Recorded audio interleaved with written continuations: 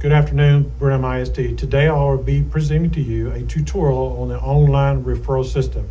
As you well know, our district is going to an online discipline referral system this year, and I want to give you some guidelines in submitting an online referral.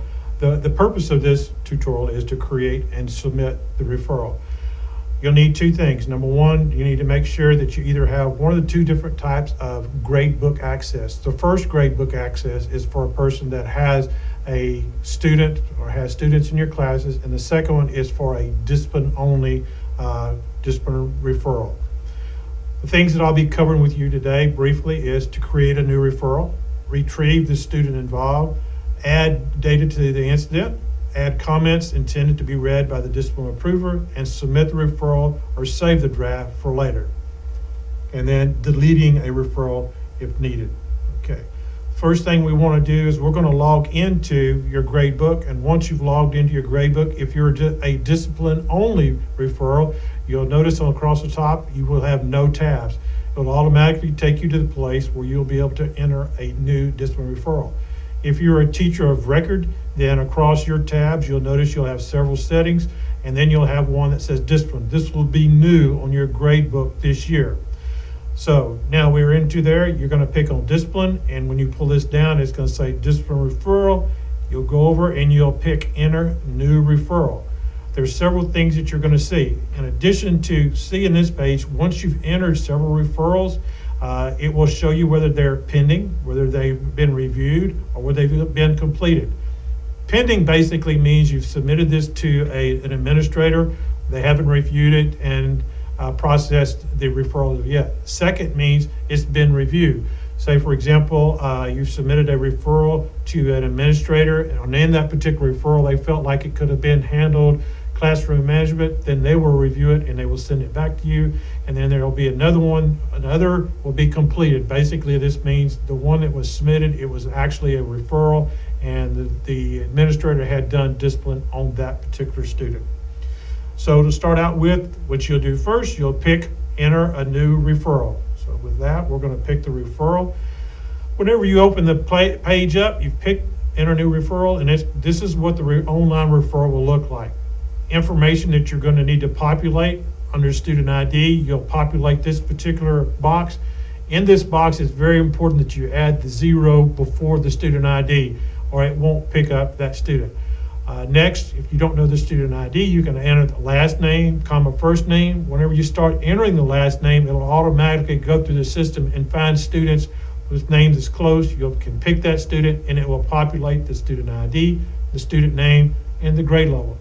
Once you've populated that column, you can click on schedule, and it will tell you exactly what that student schedule is if that's needed.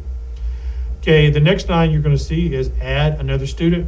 The purpose of this line is, for example, if you had two students that were involved in an altercation, this is one incident. This is not separate incidents. So when you click on add another student, it's going to give you another line just exactly like this one, where you'll input the student ID, the student information. The next box we come to is severity. This will be low or high. The purpose of this basically is just how you feel like. If this is a very high level referral, then you click on high, or if it's just a low level, then pick on low. For example, if it's like a classroom discipline problem. A next selection box will be offense description. There will be only one choice whenever you pull down the pull-down menu in here, and you're going to see that's going to be 21, which is violation of student code of conduct. When you submit this referral, if it needs to be changed to something else, the campus administrator will be able to override this particular selection and make it the correct one. Probably one of the most important areas of the referral is refer comments. And this is when you have to be very specific in what you write down in comments. Things to be cautioned about is you don't want to use actual students' names involved in this because of confidentiality. Say, for example, if a student was using profanity, then you'd want to make sure that it put in quotation marks exactly what the student said, because if you made the comment the student used profanity, he might have said damn, or it might have been something more severe. So it's important that the administrator knows exactly what the comments were, because this is what the administrator is basing his actions off of. So it's critical that when you enter this, that you enter it very clearly. You have 2,000 characters that can be put into this particular comment box, and it counts down the amount of characters that you've utilized. On the next box, the date of incident, it'll automatically populate this one. Time of incident, once again, it automatically populates it. Let's say, for example, if the incident happened in the middle of your class and you just want to send the student out to the office, you send them to the office, and at the end of the period, you were going to write the referral. If you remember what time it is, you could click on this box and you could override it yourself to put the specific time in there. The teacher course select section down here, if it happened in second period, you'd pull this down and it would have your second period. Obviously, it won't have every class in this school. It will only have the classes you teach, because when you logged into the Gradebook, it knows exactly what classes you teach day by day. The incident location, this is important. When you do the pull down menu, it's going to give you places in the campus or in the building that this incident happened. It's important to choose that because many campuses do data analysis on information like this, so they know where the hot spots on the campus are. They know times. This is important because they know, how many incidents happen at a certain time of the day or where they happen. If you're going to write the referral right then, and then you're going to automatically send the student to the office, you click on Sent to the Office. And when you come to the bottom, you're going to have three choices. You can submit the referral. Before you submit that referral, you'll need to put your 4-digit PIN number in here. This is the 4-digit PIN number that you created whenever you created your Gradebook this year. If you don't remember your PIN number, you can go back up to the line where it says Settings and pick Settings, and you can find out exactly what your PIN number was. And then you're going to pick Submit Referral. Once you pick that Submit Referral, it goes straight to the administrator. It will send them an email notifying them that they have a referral pending that needed to be processed. You can pick Save Draft. Let's just say, for example, if a student, it wasn't bad enough to submit the referral on, but you want to keep it as a reminder, you could pick Save Draft, and it's going to save this information. Or you could pick Cancel.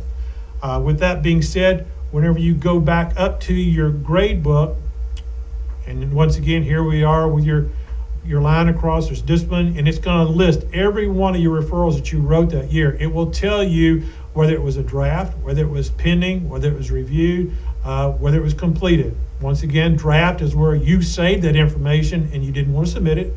Second is you submitted it and the discipline approver or the administrator has not processed it. The next one is reviewed. The administrator reviewed it and he sent you back a comment. And then the last one is completed. In other words, he assigned discipline to that particular student.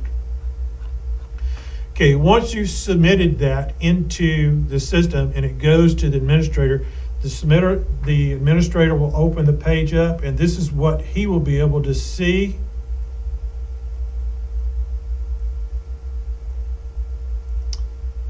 Go down to page 15. All right. The administrator will open this up. He's going to read this information, and in Texas, he or she will be able to assign a action code and things of that nature. If you'll notice, let's just say, for example, this was, you say reviewed, whenever I said a while ago, this is, he will write you a message back if he just reviews it, and he's not going to assign any discipline to it.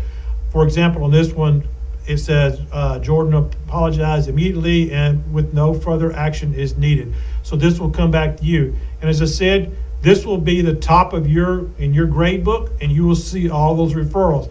You'll pick the little hourglass, the magnifying glass, and it will open this up and it will give you information. Once again, you'll look across, and let's just say before a referral has been processed, say it's still pending.